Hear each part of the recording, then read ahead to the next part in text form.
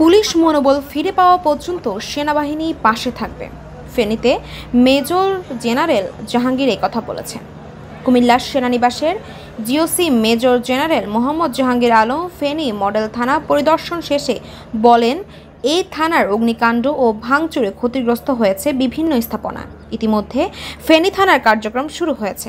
পুলিশের মনোবল বৃদ্ধির জন্য বাংলাদেশ সেনাবাহিনী তাদের পাশে থাকবে এবং সহযোগিতা করে যাচ্ছে। যতক্ষণ না পর্যন্ত পুলিশ নিরাপত্তা বোধ করে ততক্ষণ পর্যন্ত থানাগুলোতে সেনাবাহিনী তাদের পাশে থাকবে। গত সোমবার দুপুরে ফেনীতে মডেল থানা গ্রাউন্ড পরিদর্শন করে তিনি পুলিশ সদস্যদের নানা পরামর্শ দেন।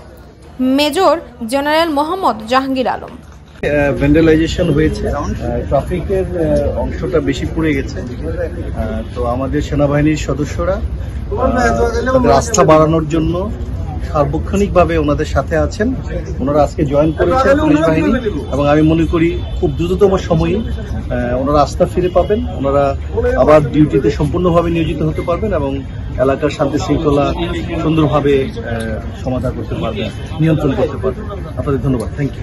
পরিদর্শনে ফেনী জেলার প্রশাসক মুসাম্মদ শাহিনা আক্তার, পুলিশ সুপার মোহাম্মদ মনিরুল ইসলাম সহ সেনাবাহিনী, পুলিশ ও অন্যান্য কর্মকর্তারা উপস্থিত ছিলেন।